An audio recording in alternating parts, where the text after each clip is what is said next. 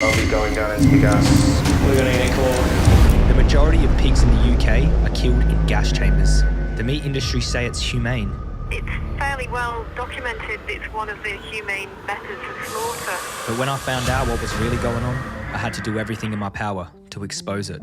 So I asked my partner Tarian to come along for the journey, and I turned to Dan to go in as an undercover employee. When Joey and I first met, I learned all about his background, how he turned his life around, and began his work for animals. Suffering is universal. You can see in their eyes. But everything sort of went up a notch when I come across this notorious gas chamber in Manchester.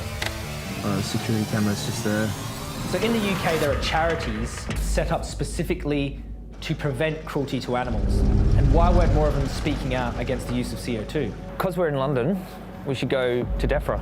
Do you want to pass a message on that we are making a documentary? We want to speak to someone from the DEFRA office? Essentially, if we suspect you of suspicious behaviour, which, to be honest... But they do legislation for the meat industry. Okay, so we're investigating the meat industry.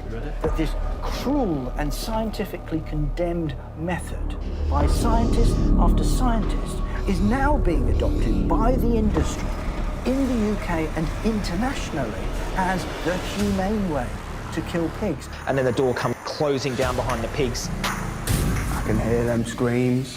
I can see that river of blood. It stays with me. It stays with me every day. I don't think there's any such thing as humane slaughter. Those animals do not want to die. Pigs are naturally very intelligent animals and they can see what's happening, smell, feel. For months, I studied gas chamber blueprints.